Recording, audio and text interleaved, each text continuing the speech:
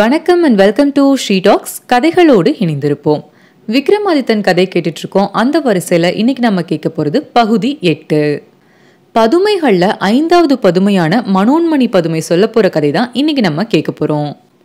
விக்ரமாதித்த மன்னருடைய நாடு 6 மாதம் ஆட்சி முடிந்து காடு 6 மாத காலம் வந்தது. இந்த முறையும் பட்டி உடன் வருவதா சொல்ல காளி தேவி கிட்ட வேண்டி அனுமதி பெற்று உடன் அழைத்துட்டு போறாரு விக்ரமாதித்தன். வழக்கம் போல வேதாளமும் போகுது. அப்போ அவங்க ஒரு அடர்ந்த காட்டின் வழியே கால் போன போக்குல போயிட்டு இருந்தாங்க. ரொம்ப தூரம் நடந்து போனதால பட்டியும் விக்ரமாதித்த மன்னனும் ரொம்பவே களைப்படைந்திருந்தாங்க. அத்தோட அவங்களுடைய கால்களும் ஓய்ந்திருந்தது. அதனால ஒரு மரத்தின் கீழே அமர்ந்து ஓய்வு எடுக்கிறாங்க.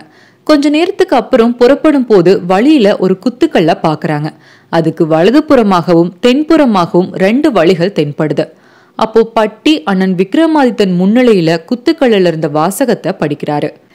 இங்கிருந்து பிரிந்து போற இந்த 2 பாதையில வலதுபுறம் வழியா போனா அழகாபுரிய அடையலாம். அதனால அழகேச மன்னர் ஆட்சி புரிஞ்சு வராரு. அவருடைய சபா மண்டபத்துல தனவதி குணவதி அப்படின்னு 2 நடன மாதர்கள் இருக்காங்க. அவங்க வீட்டு வாசல்ல மணி ஒண்ணு கட்டப்பட்டிருக்கும். ஆனா 1000 பொன் கொடுக்க திராணி உள்ளவர்கள் மட்டுமே அந்த மணியை அடிக்குமாறு கேட்டுக்கொள்ளப்படுது. அப்படி அடிக்கும் பட்சத்துல தாசியின் வீட்டுல சகல மரியாதையோட அனுமதிக்கப்படுவாங்க. அதே மாதிரி தென்புறம் பிரிந்து செல்லும் பாதை வழியா போனா வீமாபுரி அப்படின்ற நகரம் இருக்கு. அந்த நகரத்தை பாதுகாக்க 7 மதில்கள் இருக்கு. அவற்றையும் கடந்து உள்ள போனா அரண்மனை. அந்த அரண்மனையில அமிர்த மோகினி அப்படின்னு ஒருத்தி இருக்கா. அவளுக்கு பேசா மடந்தை அப்படின்னு ஒரு மகள் இருக்கிறா. அவளை யாராவது பேச வச்சா மணந்துக்கலாம். அவளை பேச வைக்க இயலாதவன் தலையை மொட்டை அடிச்சு செம்புள்ளி கரும்புள்ளி குத்தி அவ மரியாதை செஞ்சு அனுப்பிவிடப்படுவான். ஆனா ஒரு முக்கிய நிபந்தனை என்ன அப்படின்னா, இந்த 2 வழிகள் எதிலுமே 2 பேர் போகக்கூடாது அப்படின்னு செதுக்கப்பட்டு இருந்தது. மேற்கண்ட வாசகங்கள் எல்லாத்தையுமே பொறுமையோட படிச்சு முடிக்கிறாரு பட்டி. விக்ரமாதித்தனும் பட்டி படிக்கிறத கேட்கிறாரு. கடைசியில அண்ணன் விக்ரமாதித்தனும் தம்பி பட்டியும் சேர்ந்து ஒரு முடிவுக்கு வராங்க. அந்த முடிவின்படி வீமாபுரிக்கு பட்டி போறது அப்படின்னும் அழகாபுரிக்கு வேதாளத்தை அழைச்சுக்கிட்டு விக்ரமாதித்தன் போறதுன்னு முடிவு செய்யப்படுது. அதன்படி அழகாபுரிக்கு போன விக்ரமாதித்தன் ஆண்டி வேடம் போடுறாரு. அத்தோட தனவதியின் வீட்டுக்கு போய் மணியை அடிக்கிறாரு. மணியுடைய ஒலி கேட்ட தனவதி வீட்டு வேலையாள் கிட்ட 1000 பொன் கொண்டு வந்திருந்தா ஆளை உள்ள அனுப்பு, ஒருவேளை பிச்சைக்காரன் அப்படின்னா அரிசி போட்டு வெளியே அனுப்பு அப்படின்னு சொல்றாங்க. அந்த வீட்டின் வேலையாள் வெளியே வந்து பாக்குறாங்க. அப்போ ஆண்டி நிற்பதை பார்த்து மறுபடியும் வீட்டுக்கு உள்ள போய் அரிசியை கொண்டு வந்து பிச்சையா ஆண்டியின் பையில போட போறாங்க. நான் பிச்சை கேட்க இங்க வரல, உடனடியா தனவதியை பார்க்கணும் அப்படின்னு சொல்றாரு ஆண்டி வேடத்துல இருந்த விக்ரமாதித்தன். உடனே மறுபடியும் வீட்டுக்குள் போன தனவதியின் வேலையால் ஆண்டி சொன்ன விஷயத்த தனவதி கிட்ட சொல்றாங்க. அதை கேட்டு கொதித்து போனாங்க தனவதி. ஆண்டிக்கு விலைமாது ஒரு கேடா அப்படின்னு சொல்லிட்டு வெளியே ஒரு உலக்கையோட வந்து அதை கொண்டு அந்த ஆண்டிய ஓட ஓட அடிச்சு துரத்துறாங்க. அப்படி அடிபட்ட ஆண்டி கொஞ்சம் தொலைவுல இருந்த குணவதியின் வீட்டை நோக்கி புறப்படுறாரு. இப்போ குணவதியின் வீட்டு வாசல்ல கட்டப்பட்டிருந்த அந்த மணியை அடிக்கிறாரு ஆண்டி வேடத்துல இருந்த விக்ரமாதித்தன். குணவதி வெளியே வந்து ஆண்டி நின்றுட்டு இருக்கிறத பாக்குறாங்க. ஆண்டி விலைமாதுவின் வீட்டுக்கு வரமாட்டாரு, இதுல ஏதோ காரணம் இருக்கு அப்படின்னு தனக்குள்ளேயே சொல்லிக்கிட்டு சந்தேகித்த குணவதி அந்த ஆண்டியை அழைச்சு தன்னுடைய வீட்டுல தங்க வைக்கிறாங்க. மறுபுறம் தங்கிட்ட அடி வாங்கிய கிழவன் யாரிடமாவது முறையிட்டு தனக்கு சங்கடத்தை ஏற்படுத்த கூடும் அப்படின்னு நினைச்ச தனவதி ஆண்டி கிழவன் இருக்கும் இடத்த தெரிஞ்சுக்கிட்டு வருமாறு வேலையாள் கிட்ட சொல்றாங்க. அந்த வேலையாள் போய் வேவு பார்த்து ஆண்டி கிழவனின் இருப்பிடத்தை அறிஞ்சுக்கிறாங்க. மறுபடியும் தனவதி கிட்ட வந்து விஷயத்த சொல்றாங்க. ஆண்டி கிழவன் தன்னுடைய எதிரியான குணவதியின் வீட்டில் இருப்பதை தெரிஞ்சுக்கிட்ட தனவதி கொதிச்சு எழறா. அடுத்த நாள் சபா மண்டபத்துல ஆண்டி கிழவனையும் குணவதியையும் தப்பா பேசுறாங்க தனவதி. அதே மாதிரி பஞ்சாங்கம் பார்ப்பவனையும் தனவதியையும் தப்பா பேசுறாங்க குணவதி. இப்படி மாறி மாறி குற்றம் சுமத்திக்கிறாங்க. அத்தோட சச்சரவுலையும் ஈடுபடுறாங்க. இதனால அந்த சபா மண்டபமே அதிர்ந்து போகுது. அங்க இருந்தவங்கள்ல சிலர் சிரிக்கிறாங்க, சிலர் சண்டைய வேடிக்கையும் பார்த்தாங்க. இது தனவதிக்கு ரொம்பவே அவமானத்தை ஏற்படுத்துது. அதனால குணவதிய பழிக்கு பழி வாங்க திட்டமிடுறாங்க.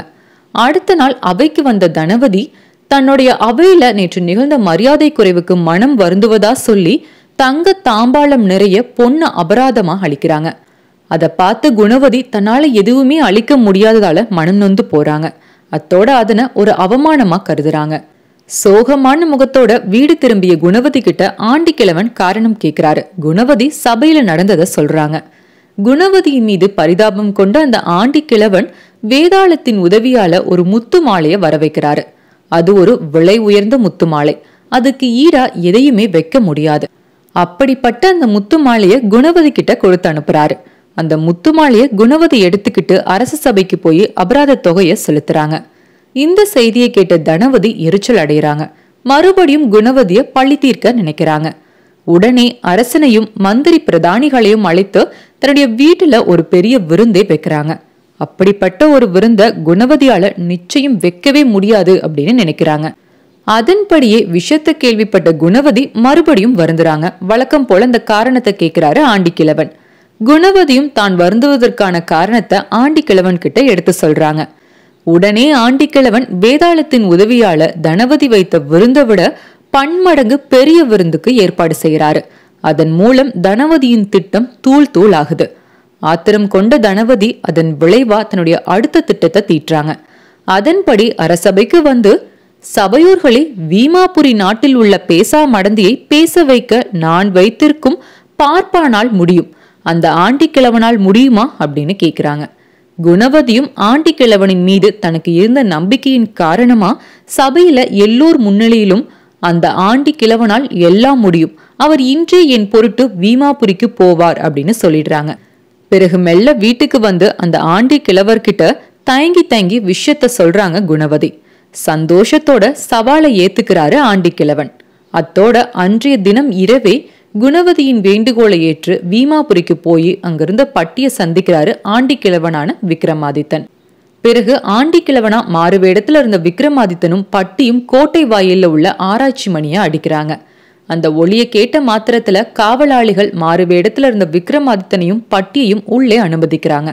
அவங்கள தொடர்ந்து வேதாளமும் போகுது. ஆனால் அது மற்றவர் கண்களுக்கு தெரியாது.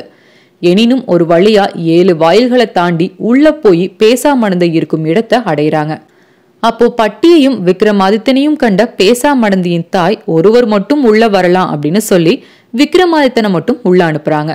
பட்டியோ அண்ணன் விக்ரமாதித்தன் வெற்றி பெற்றே தீருவார் அப்படின்ற எண்ணத்தோட வெளியில காத்துட்டு இருக்காரு. அப்போ பேசாமடந்தியின் தாய் விக்ரமாதித்தனை அழைச்சுக்கிட்டு உள்ள போறாங்க. பிறகு விக்ரமாதித்தன் கிட்ட, நான் என்னுடைய மகள் பேசாமடந்திய உங்கள் முன்பு அமர வச்சு உங்கள் இருவருக்கும் இடையே திரைச்சீலை ஒன்றை கட்ட செய்றேன். நீங்கள் மட்டும் அவளை 3 வார்த்தைகள் பேச வச்சுட்டா போதும், உங்களுக்கே அவளை மனம் முடிச்சு வைக்கிறேன். அப்படி ஒருவேளை நீங்க தோற்க நேர்ந்தால் என்ன நடக்கும் அப்படின்னு உங்களுக்கே தெரியும் அப்படின்னு சொல்றாங்க. விக்ரமாதித்தன் அந்த சவாலை ஏத்துக்கிறாரு. அதன்படி விக்ரமாதித்தனுக்கு முன்னாடி திரைச்சீலை ஒன்று போடப்படுது. அதன் பின்னால பேசாமடந்தை அமர்த்தி வைக்கப்படுறாங்க. அப்போ விக்ரமாதித்தன் திரைச்சீலையை பார்த்து ஒரு கதை சொல்றாரு. உடனே அதுக்குள்ள வேதாளம் புகுந்துக்குது. உடனே திரைச்சீலை பேச தொடங்குது. நான் உங்ககிட்ட என்ன கதைய சொல்ல? நான் பட்டும் கெட்டும் போன கதைய சொல்லவா அல்லது பழைய கதைய சொல்லவா? தவிர என்னை இங்கு கட்டி வைத்திருக்கும் போது நான் எப்படி கதை சொல்ல முடியும் அப்படின்னு கேக்குது. திரைச்சீலை பேசியதை உணர்ந்த பேசாமடந்தை சைகை செய்யறாங்க. திரைச்சீலையின் கட்டுகளை அவிழ்த்து விடும்படியா காவலர்களிடம் சொல்றாங்க. உடனே வேலையாட்களும் பேசாமடந்தின் உத்தரவுக்கு கட்டுப்பட்டு அந்த திரைச்சீலையை அவிழ்த்து விடுறாங்க. உடனே அந்த திரைச்சீலை கதை ஒன்ன சொல்ல தொடங்குது. முன்னொரு காலத்துல மந்தாகினிபுரம் அப்படின்ற ஒரு அழகிய நகரம் இருந்தது. அந்த நகரத்தை மன்மத வசீகரன் அப்படின்ற அரசன் ஆண்டு வந்தாரு. அவர்கிட்ட அறிவுடைய அமைச்சன் ஒருவன் இருந்தாரு. அவர் மீது அரசனுக்கு அப்படி ஒரு மரியாதை இருந்தது. அரசனுக்கு மதனமோகன் அப்படின்ற மகன் இருந்தான். அவன் பெயருக்கு ஏற்றபடியே கலைகளை ரசிக்க தெரிஞ்சவன். அழகான ஓவியத்தையோ சிலையையோ பார்த்தா மயங்கிருவான். அதே மாதிரி அமைச்சனுக்கு ஒரு மகன் இருந்தான். அவனின் பெயர் தந்திரலோகன். அவன் அறிவில் சிறந்தவன். மதனமோகனும் தந்திரலோகனும் நல்ல நண்பர்களா சின்ன வயசுல இருந்தே பழகிக்கிட்டு வந்தாங்க. எங்க போனாலும் இந்த 2 பேரும் சேர்ந்துதான் போவாங்க. அப்படி ஒரு நட்பு. இந்த 2 பேரும் ஒரு நாள் வேட்டைக்கு புறப்பட்டு போறாங்க. காட்டுக்குள்ள ரொம்ப தூரம் போனதால களைப்பின் காரணமா ஓய்வெடுக்க விரும்புறாங்க. ஒரு மரத்தின் நிழல்ல 2 பேரும் இளைப்பாடுறாங்க. ஒரு கட்டத்துல மரத்தின் நிழல்ல சுகமா தூங்கியே போயிடுறாரு அரசகுமாரன் மதனமோகன். மறுபுறம் உறங்காமல் ராஜகுமாரனுக்கு பாதுகாப்பா விழிச்சுக்கிட்டு இருந்த தந்திரலோகன் கண்கள்ல ஒரு அழகான கோவில் படவே அதை சுத்தி பார்க்க போறாரு. அந்த கோவில்ல ஒரு இடத்துல மலர்ச்சண்டை கையில் ஏந்தியபடி ஒரு பெண்ணின் சிலை இருந்தது. அது ரொம்பவே தத்ரூபமாகவும் நேர்த்தியாகவும் இருந்தது. அந்த சிலையின் கீழே இருந்த கல்வெட்டுல இது சாதாரண சிலை கிடையாது. இந்த சிலையில் காணப்படும் பெண்ணின் முகத்தை வெகுநேரம் பார்த்தால் பார்ப்பவர்கள் அந்த சிலைக்கு அடிமையாகி அந்த இடத்திலேயே சிலை போல நின்று விடுவாங்க. பிறகு இந்த பெண்ணே நேரில் வந்து அழைத்தால் மட்டும்தான் சுயநினைவுக்கு வருவாங்க அப்படின்னு எழுதப்பட்டிருந்தது. இந்த வாசகத்தை படிச்ச அமைச்சர் குமாரனான தந்திரலோகன், ராஜகுமாரன் ஏற்கனவே கலைகளில் பிரியம் கொண்டவர். சாதாரணமாகவே அழகிய ஓவியங்கள் மற்றும் சிலை வடிவங்கள்ல தன்னை பறிகொடுத்து விடுவாரு. அவர் மட்டும் இந்த சிலையை பார்த்துட்டா பிரச்சனை ஆயிரும். அதனால அவர் இந்த பக்கமே வராம எச்சரிக்கணும் அப்படின்னு தனக்குள்ள சொல்லிக்கிறாரு. பிறகு அந்த இடத்துல இருக்க விரும்பாம மறுபடியும் அரசகுமாரனை பாதுகாக்க முந்தைய இடத்துக்கு போறாரு. தந்திரலோகன் தன்னுடைய இடத்துக்கு வந்து சேர்ந்த சமயத்துல தூங்கிட்டு இருந்த மதனமோகன் கண் விழித்து அமர்ந்தாரு. அவர் கண்கள்ல அந்த அழகிய கோவில் பட்டுது. உடனே அந்த கோவிலை சுத்தி பார்க்க விரும்பி தந்திரலோகனை தங்கூட வருமாறு அழைக்கிறாரு. அப்போ தந்திரலோகன், நான் இப்போதான் அந்த கோவிலுக்கு போயிட்டு திரும்புறேன், அதனால நீ போய் பாரு, ஆனா வடக்கு பக்கம் மட்டும் போயிடாத, நான் போய் சாப்பிட உனக்கு ஏதாவது கொண்டு வந்து தரேன் அப்படின்னு சொல்றாரு.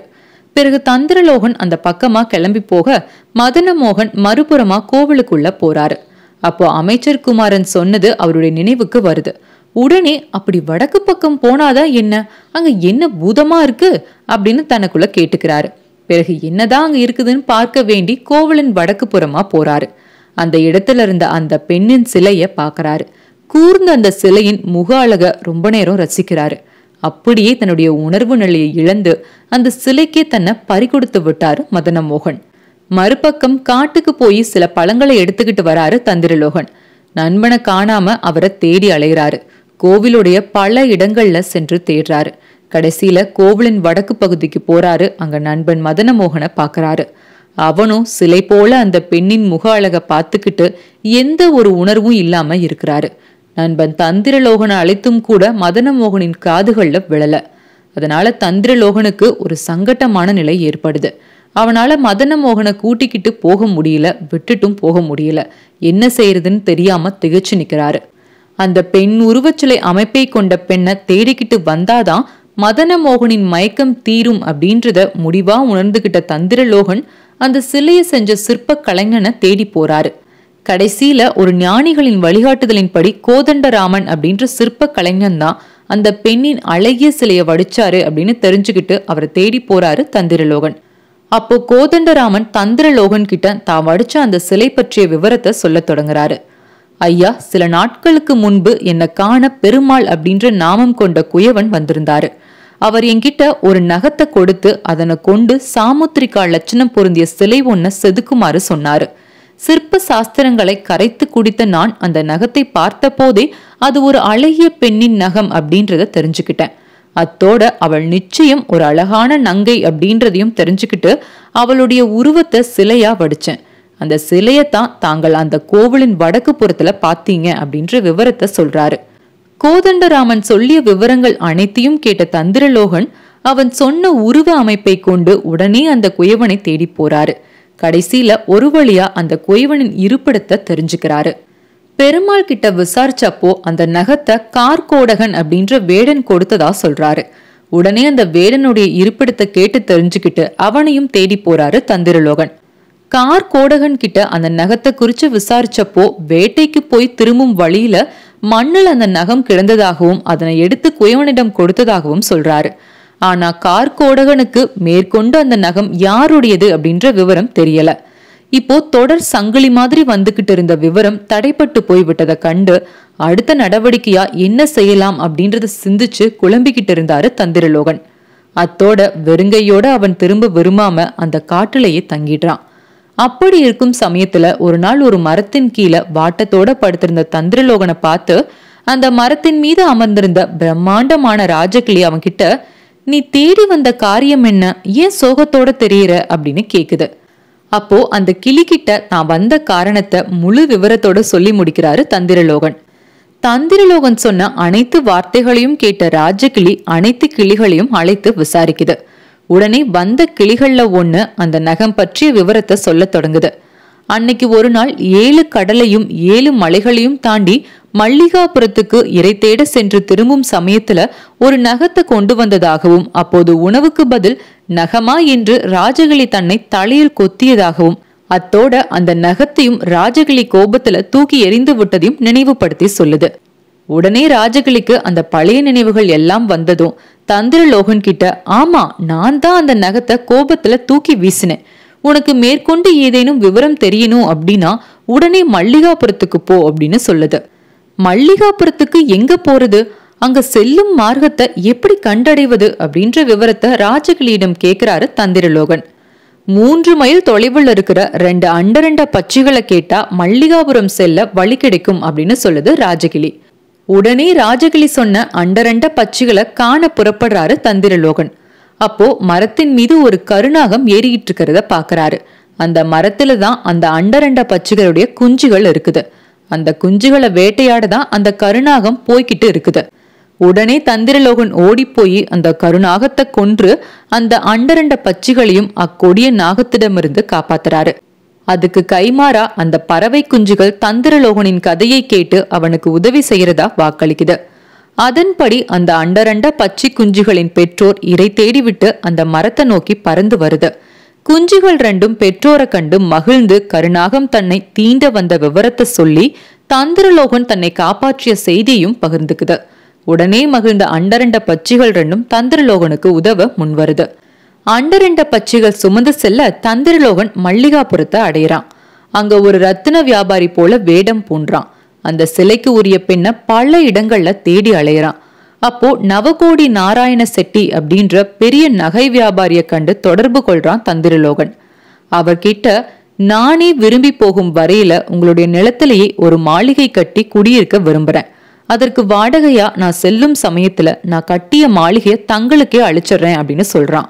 அத்தோட அதற்கான ஒப்பந்த பத்திரத்திலையும் கையெழுத்திடுறான் தந்திரலோகன். ஒரு மாளிகையே தனக்கு சொந்தமாக போகுது அப்படின்ற சந்தோஷத்துல இருந்தாரு நவகோடி நாராயண செட்டி. அப்போ நாராயண செட்டியின் ஒரே மகள் ருக்மணி தந்திரலோகனுக்கு மோர் கொண்டு வந்து கொடுக்கிறா. அவளுடைய முக அழக பார்த்த தந்திரலோகன் அவள்தான் அந்த கோவிலில் சிலையாக வடிக்கப்பட்டு இருக்கிறாள் அப்படின்றத உணர்ந்துக்கிறான். பிறகு எப்படியாவது அவளை அழைச்சிக்கிட்டு போகணும் அப்படின்னு தன்னுடைய மனசுல கங்கணம் கட்டிக்கிறான். மறுபுறம் நாராயண செட்டி கொடுத்த நிலத்துல ஒரு அழகிய மாளிகைய கட்டிக்கிறான். அந்த மாளிகையில இருந்து ருக்மணியுடைய வீட்டுக்கு ஒரு ரகசிய சுரங்கப்பாதை அமைச்சுக்கிறான். அத்தோட மெல்ல மெல்ல ருக்மணியோட பழகி ஒரு நல்ல நட்பை ஏற்படுத்திக்கிறான். அந்த நட்பு காதலா மலருது. ருக்மணி தந்திரலோகனுக்காக தன்னுடைய உயிரே கொடுக்கும் அளவுக்கு பழகிட்டா. இந்த நிலையில ஒரு நாள் நவகோடி நாராயண செட்டிய விருந்துக்கு அழைக்கிறான் தந்திரலோகன். அப்போ ருக்மணிய விருந்துக்கு வர மறுப்பு சொல்லிட்டு அவங்களுடைய பெற்றோருக்கு தெரியாம அவள் அந்த ரகசிய சுரங்கப்பாதை வழியா அழைச்சுக்கிட்டு வந்துடுறான்.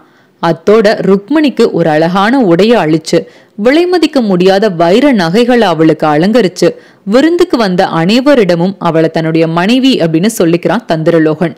விருந்தும் பிரமாதமா எந்த குறையும் இல்லாம நடைபெறுது. அப்போ தந்திரலோகனுடைய மனைவி தங்களுடைய மகள் போலவே இருக்கிறத கண்டு நவகோடி நாராயண செட்டியும் அவருடைய மனைவியும் வியந்தாங்க. பிறகு அவங்க வீட்டுக்கு திரும்புறதுக்கு முன்னாடி மறுபடியும் அவங்களுடைய மகளான ருக்மணிய அந்த ரகசிய சுரங்கப்பாதை வழியாவே அழைச்சுக்கிட்டு போய் அவங்களுடைய வீட்டுல விட்டுறான் தந்திரலோகன். நாராயண செட்டி தன்னுடைய மனைவியோட வீட்டுக்கு வந்து கதவை தட்டியதும் ஒன்னும் தெரியாத மாதிரி கதவை திறந்தாங்க ருக்மணி.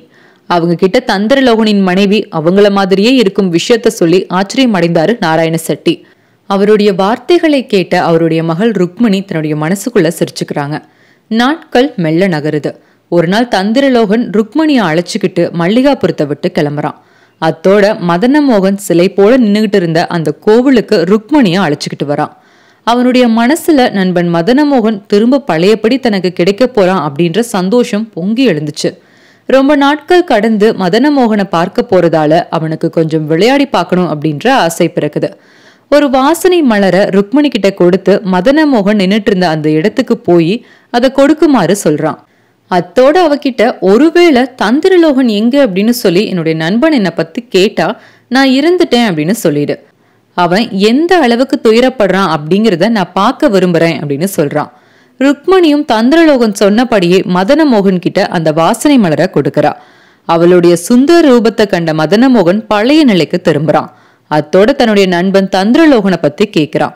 ருக்மணி தங்கிட்ட தந்திரலோகன் சொன்னபடியே மதனமோகன் கிட்ட தங்களுடைய நண்பன் என்னை தேடும் முயற்சியில இறந்துட்டாரு அப்படின்னு பொய் சொல்றா. உடனே நண்பனுடைய மறைவை தாங்க முடியாம மதனமோகன் ஒப்பாரி வச்சு அழுகிறான். அந்த அதிர்ச்சியில இறந்தும் போறான். தன்னால ஒரு உயிர் போயிருச்சே அப்படின்ற குற்ற உணர்ச்சியில ருக்மணியும் தற்கொலை செஞ்சுக்கிறாங்க. வெகு நேரத்துக்கு மதனமோகனும் ருக்மணியும் வராத காரணத்தால தந்திரலோகன் கோவிலுக்குள்ள போய் பாக்குறான். அங்க மதனமோகன் இறந்து கிடக்க பக்கத்துல ருக்மணியின் உயிரற்ற உடலும் இருக்குது. அதனால மனம் நொந்து தானும் தற்கொலை செஞ்சுக்கிறான். கொஞ்ச நேரத்துல அந்த வழியா வந்த கோவில் பூசாரி மூவரும் இறந்து கிடக்கிறத பார்த்து பதட்டம் அடைஞ்சு அவரும் இறந்துடுறாரு. இந்த செய்தியானது காட்டுத்தீ மாதிரி எல்லா பக்கமும் பரவுது. பக்கத்து ஊர்கள்ல இருந்த மக்கள் எல்லோருமே அந்த இடத்துல கூடுறாங்க. இவங்க நால்வரும் உயிர் பெறல அப்படின்னா நம்மளும் தற்கொலை செஞ்சுக்கலாம் அப்படின்னு முடிவு செய்யறாங்க. அத்தோட உண்ணாமலும் உறங்காமலும் இறைவனை நோக்கி தவம் இருக்கிறாங்க. அவங்களுடைய சுயநலமில்லாத தவத்தால அந்த நால்வரும் உயிர் பெற்று எழறாங்க. அதை பார்த்து ஊர் மக்கள் எல்லோருமே மகிழ்ச்சி பரவசத்துல துள்ளி குதிக்கிறாங்க. இப்படியாக கதை சொல்லி முடித்த திரைச்சீலை இதுவரையில நான் சொல்லிய மேற்கண்ட கதையில இறந்தவர்கள்ல யாருடைய தியாகம் சிறந்தது அப்படின்னு கேக்குது. தான் சொல்ல போகும் பதில் தவறாக இருந்தால்தான் பேசாமடந்தை பேசுவாள் அப்படின்னு கருதுறாரு விக்ரமாதித்தன். அதனால அமைச்சர் குமாரனை தியாகம் புரிந்தவன் அப்படின்னு தவறான விடைய திரைச்சீலை கிட்ட சொல்றாரு. அந்த கதையில மூழ்கி போன பேசாமடந்தை தன்னுடைய நிலையை மறந்து தாங்கள் சொல்வது தவறு, பூசாரியின் தியாகமே சிறந்தது அப்படின்னு சொல்றாங்க. கதை ஒன்று பேச்சு ஒன்று அப்படின்னு தன்னுடைய மனசுல எண்ணிக்கொண்ட விக்ரமாதித்தன் தொடர்ந்து பேசாமடந்தை மறுபடியும் பேசாம இருக்கிறத பார்த்து பேசாமடந்தை கையில வச்சிருந்த கைக்குட்டைய பார்த்து கதை ஒன்றை சொல்லும்படி கேட்கிறாரு. உடனே திரைச்சீலையில இருந்த வேதாளம் கைக்குட்டையில புகுந்து திணறியபடி பேச தொடங்குது. நான் தான் பேச முடியாதபடி இறுக்கமா அல்லவா கட்டப்பட்டிருக்கேன், பிறகு எங்க நான் கதை சொல்றது அப்படின்னு கேக்குது. உடனே பேசாமடந்தை தன் கையில இருந்த கைக்குட்டைய தூக்கி எறிகிறாங்க. கீழே சுருண்டு விழுந்த கைக்குட்டை தன்னை ஆஸ்வாசப்படுத்தி கொண்டு கதை சொல்ல ஆரம்பிக்குது. அந்த காலத்துல ரங்கநாதபுரம் அப்படின்னு ஒரு நகரம் இருந்தது. அந்த நகரத்தை மதிவாணன் அப்படின்ற அரசன் ஆண்டு வந்தாரு.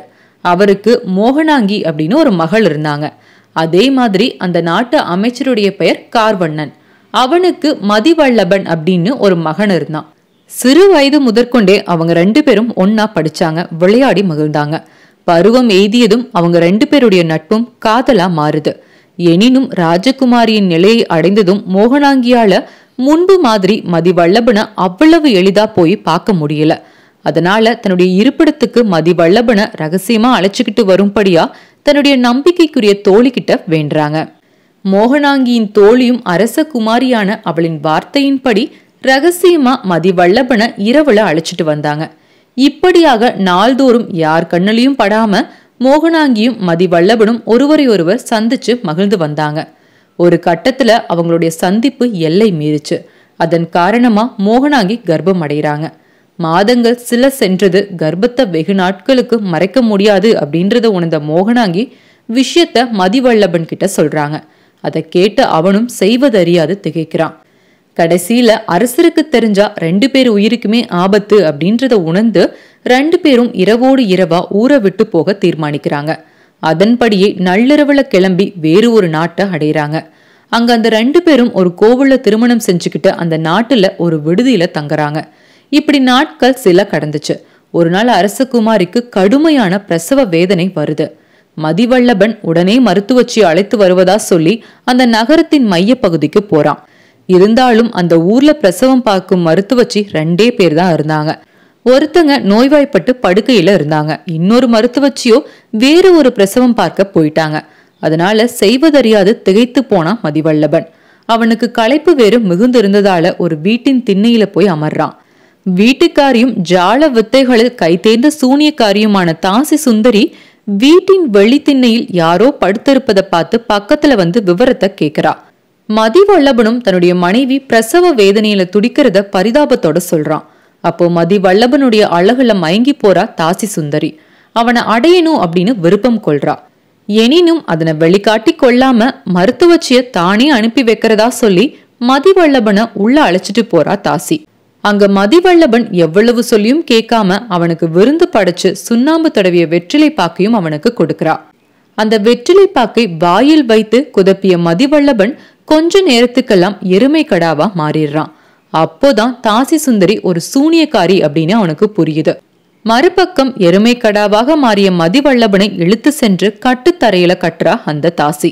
இரவு நேரங்களில் மறுபடியும் அவனை மனித உருவுக்கு மாற்றிடுவா. பின்பு பகல் பொழுது வந்ததும் மறுபடியும் அவனை எருமை கடாவா மாற்றிடுவா. இப்படி சில காலங்கள் கழிந்தது. மறுபக்கம் அந்த விடுதியில ஆதரவற்ற நிலையில் இருந்த அரசகுமாரி ஆண்மகனை பெற்றெடுக்கிறா.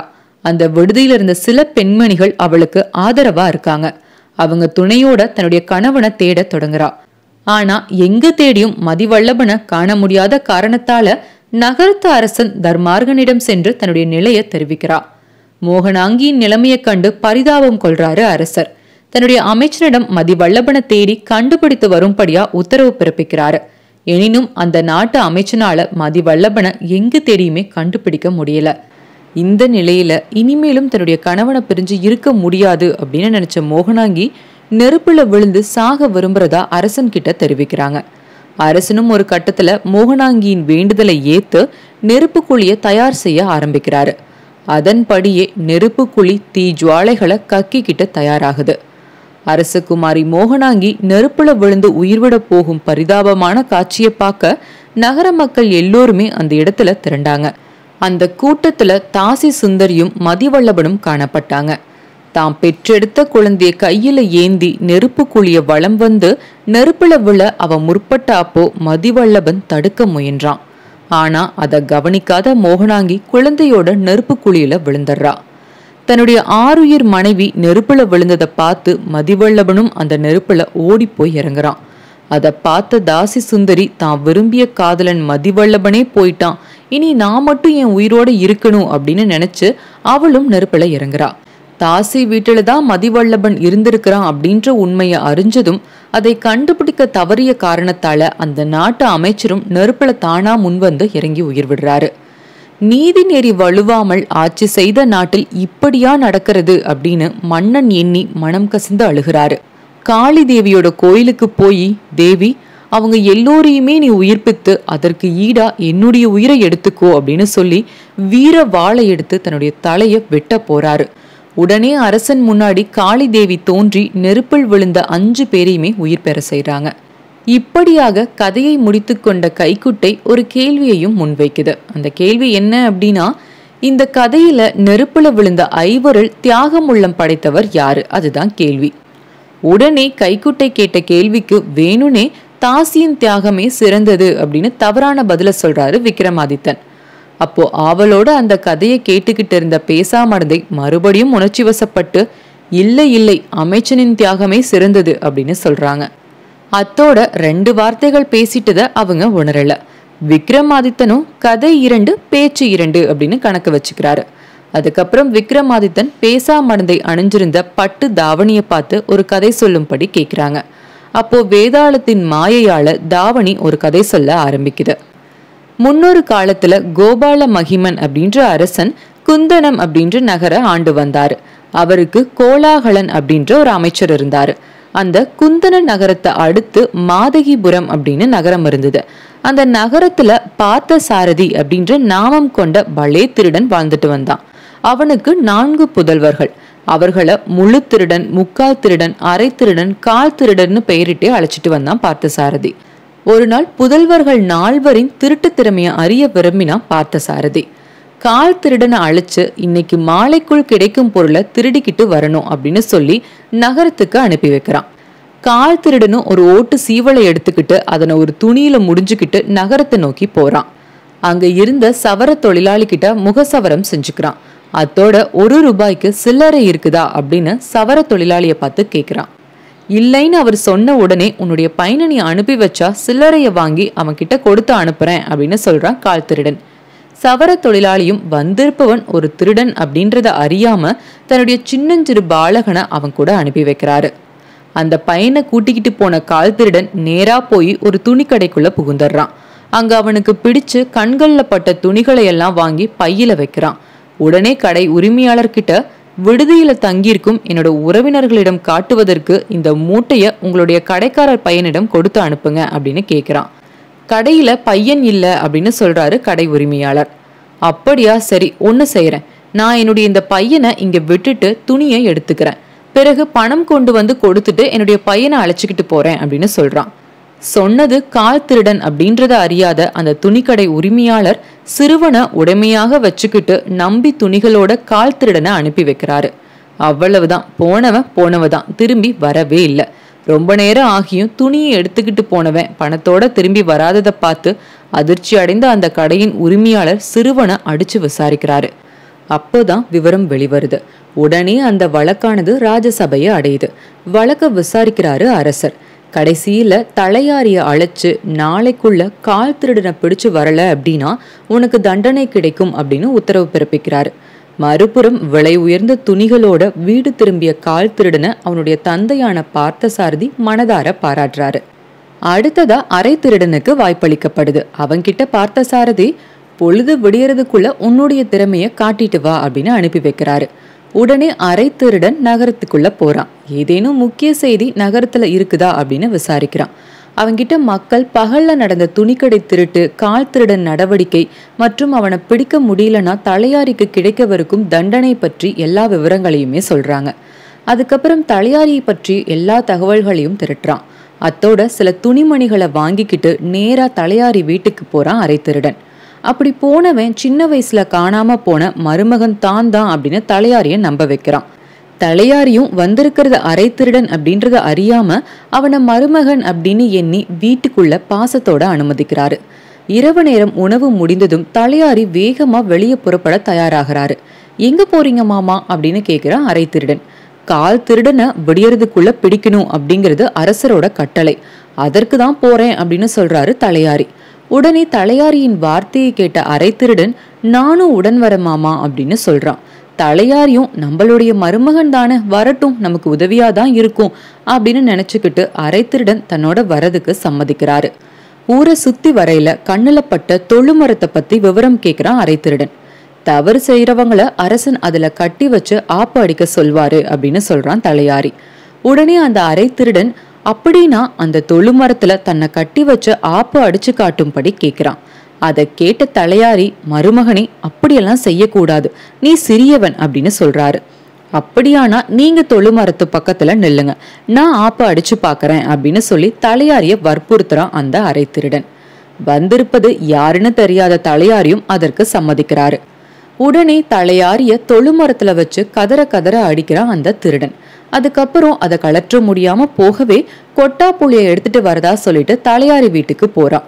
அங்கிருந்து தலையாரியுடைய மனைவி கிட்ட மாமனால திருடனை கண்டுபிடிக்க முடியாது அப்படின்னு முடிவு பண்ணிட்டு நம்மளுடைய அரசர் கழுமரத்துல மாமனை கட்டி வச்சு உள்ளதாகவும் திருட்டு போன விலை உயர்ந்த ஆடைகளுக்கு நஷ்டீடா நகைகளை கைப்பற்ற அரண்மனை காவலர்கள் வரப்போவதாகவும் கூறி அதனால அந்த நகைகளை எல்லாம் தங்கிட்ட கொடுத்து பத்திரப்படுத்த சொன்னதாகவும் சொல்லி தலையாரியின் வீட்டில இருந்த எல்லா நகைகளையும் வாங்கிக்கிட்டு அதனை மூட்டையா கட்டிக்கிட்டு தப்பி போயிட்டான் அந்த அரை திருடன். அடுத்த நாள் அரை திருடன் கிட்ட ஏமாந்த தலையாரிய அரசன் திட்டி தீக்கிறாரு. உடனே அமைச்சர் எழுந்து அந்த திருட்டு கூட்டத்தை தாம் பிடிச்சு இழுத்து வருவதா சபதம் செய்யறாரு. அமைச்சரின் இந்த சபத செய்தி நகரம் எங்கும் பரவுது. மறுபுறம் நகைகளை திருடிக்கிட்டு வந்த அரை திருடனின் சாமர்த்தியத்தை வாயார புகழ்ந்து பாராட்டுறாரு பார்த்தசாரதி. பிறகு முக்கால் திருடனை அழைச்சு அவனுடைய திறமையை காட்டும்படி சொல்றாரு. அவன் நகரத்துக்கு போறான். அமைச்சர் எங்கெல்லாம் போறாரு, யாரையெல்லாம் சந்திக்கிறாரு அப்படிங்கறத முதல் கொண்டு அமைச்சர் பற்றிய எல்லா விவரங்களையும் சேகரிச்சுக்கிறான். பிறகு அமைச்சருடைய வீட்டுல இருந்த அவரது விலை உயர்ந்த ஆடைகள் மற்றும் நகைகளை திருடிக்கிட்டு அதை கொண்டு அமைச்சர் மாதிரியே வேடம் தரித்து அந்த இருள் சூழ்ந்த நேரத்துல அமைச்சர் எப்போதும் வழக்கமா போகும் விலை மாது மீனாவின் வீட்டுக்கு போறாரு அந்த முக்கால் திருடன். இருள்ல அமைச்சர் மாதிரியே இருந்ததால அத்தோட அமைச்சரின் ஆடைகளை வேற அணிந்திருந்ததால வந்திருப்பது அமைச்சர் தான் அப்படின்னு நினைச்சுக்கிட்டு முன்னமே வந்ததற்கான காரணத்தை கேட்கிறா மீனா. திருடனை பிடிச்சு கட்ட கயிறும் தாடியும் தயாரா வைக்கும்படியா மீனா கிட்ட சொல்றான் அந்த முக்கால் திருடன். அவன் குரலை மாத்தி பேசிய விதம் கூட அமைச்சர் மாதிரியே இருந்ததால மீனாவுக்கு எந்த சந்தேகமும் வரல. மறுபக்கம் உண்மையான அமைச்சனோ தன்னோட வந்த ஆட்களை வெவ்வேறு திசைகள்ல அனுப்பிச்சிட்டு விளைமகள் மீனாவின் வீட்டுக்கு போறாரு. அவரை பார்த்த உடனே அமைச்சன் வேடத்துல இருந்த திருடன் அந்த உண்மையான அமைச்சனை உணர்வு இழக்கும்படியா அடிச்சுட்டு அத்தோடு அவனை கயிற்றால கட்டி வச்சுட்டு உண்மையான அமைச்சன் அணிந்திருந்த வைர மாலைகள் உட்பட எல்லா விலை உயர்ந்த ஆபரணங்களையும் திருடிக்கிட்டு போய் தகப்பன் பார்த்த சாரதியிடம் கொடுக்கறான். மகனின் சாமர்த்தியத்தை பார்த்து பார்த்த சாரதி வியந்து பாராட்டுறாரு. இது இப்படி இருக்க அமைச்சனுக்கு ஏற்பட்ட கதி பற்றி கேள்விப்பட்ட அரசன் அமைச்சனையும் திட்டி தீக்கிறாரு. அத்தோட தானே போய் அந்த திருடனை பிடிக்க போவதா சூளுரைக்கிறாரு. அந்த செய்தியும் நகரம் எங்கும் பரவுது. பிறகு பார்த்த சாரதி முழு திருடனை பார்த்து, இப்போ நீ போய் உன்னுடைய கைவரிசைய விடியறதுக்குள்ள காட்டிட்டு வா அப்படின்னு சொல்றாரு.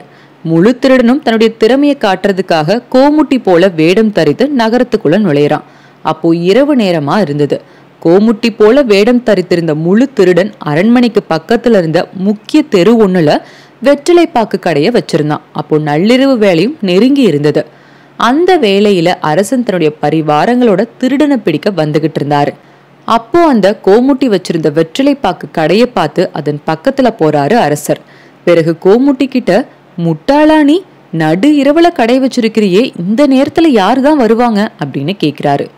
கோமுட்டி வேடத்துல இருந்த முழு திருடன் வந்திருப்பது அரசன் அப்படின்றத புரிஞ்சுக்கிட்டு அவர்கிட்டயே, ஏன் வரமாட்டாங்க, உங்களுக்கு தெரியுமா, பெரிய பெரிய திருடர்கள் எல்லாம் தங்களுடைய வேலையை முடிச்சுக்கிட்டு இந்த நேரத்துல இங்கு வந்துதான் வெற்றிலை பாக்கு வாங்கிட்டு போவாங்க அப்படின்னு சொல்றான். அப்படியா, நான் அவங்கள பிடிச்சாகணுமே அப்படின்னு கேக்குறாரு அரசர். நீங்கள் இப்படி பரிவாரங்களோட அரசனாகவே வந்தா எப்படி திருடனை பிடிக்க முடியும்? திருடன் சுதாரிச்சு கொள்ள மாட்டானா? அதனால வீரம் பொருந்திய தாங்கள் ஒருவர் மட்டும் போதும் திருடர்களை பிடித்து நைய புடைக்க. எனவே உங்களுடைய பரிவாரங்களை அனுப்பிச்சு வச்சிருங்க. பிறகு உங்கள் ஆடை ஆபரணங்களை கழற்றி வைத்துவிட்டு இந்த சாக்கு பைக்குள்ள ஒளிஞ்சுக்குங்க. திருடன் வந்த உடனே நான் உங்களுக்கு தகவல் சொல்றேன். அவனை நம்ம 2 பேரும் சேர்ந்து பிடிச்சிடலாம் அப்படின்னு சொல்றான். மூளை கெட்ட அரசனும் முழு திருடன் சொன்னபடியே செய்யறாரு. அரசன் சாக்கு பைக்குள்ள ஒளிஞ்சுக்கிறாரு. அப்போ முழு திருடன் சாக்கு பைய கட்டிடுறான். அத்தோட அரசனுடைய ஆடை ஆபரணங்களை எடுத்துக்கிட்டு ஓட்டம் பிடிச்சிடுறான். இப்படியாக அந்த கதையை சொல்லி முடிச்ச தாவணி இந்த கதையில கூறப்பட்டவர்களில் யார் உண்மையான திறமைசாலி அப்படின்னு தன்னுடைய கேள்வியை முன்வைக்குது. விக்ரமாதித்தன் வழக்கம் போல வேணும்னே தலையாரி, அமைச்சன், அரசன் ஆகியோரை திறமைசாலிகள் அப்படின்னு ஒரு தவறான விடைய சொல்றாரு. இல்லை இல்லை, திருடர்களே திறமைசாலிகள் அப்படின்னு சொல்றாங்க பேசாமடந்தை.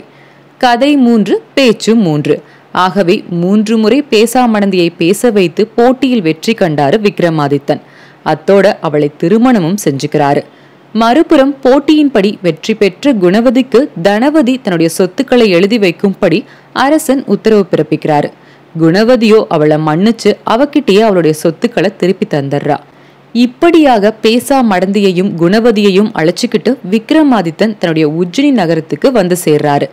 அப்போதுல இருந்து விக்ரமாதித்தன் மன்னனுடைய 4 மாதம் ஆட்சி தொடங்குது. இப்படிப்பட்ட ஆற்றல் மிக்க எங்கள் அரசர் விக்ரமாதித்த பூபதி அமர்ந்து ஆட்சி புரிந்த இந்த சிம்மாசனத்தில் நீர் அமர்ந்த ஆட்சி புரியும் தகுதி உமக்கு இருக்குமானால் படியேறி செல்லலாம் அப்படின்னு 5ஆம் படியில இருந்த பதுமை சொல்லுது. எனக்கும் கூட அந்த தகுதி உண்டு என்றபடி போஜராஜன் 6வது படியில காலடி எடுத்து வைக்கிறாரு. அப்போ 6வது படியில இருந்த சிருங்காரவள்ளி பதுமை போஜராஜனை பார்த்து, போஜராஜனே, ஒரு நிமிடம், எங்களது அரசர் சாமர்த்தியத்தில் மட்டுமல்ல பெண்களின் சைகைகளை உணர்த்துவதிலும் கெட்டிக்காரர், உங்களுக்கு தெரியுமா அப்படின்னு கேக்குது. அந்த கதையையும் தான் சொல்ல அப்படின்னு கேக்குறாரு போஜராஜன். உடனே சிருங்காரவள்ளி பதுமை ஒரு அற்புதமான கதையை சொல்ல ஆரம்பிக்குது. அது என்ன கதை அப்படிங்கிறத அடுத்து வர வீடியோல பார்க்கலாம். அதுவரை உங்களிடமிருந்து விடைபெறும் நான் ஸ்ரீ.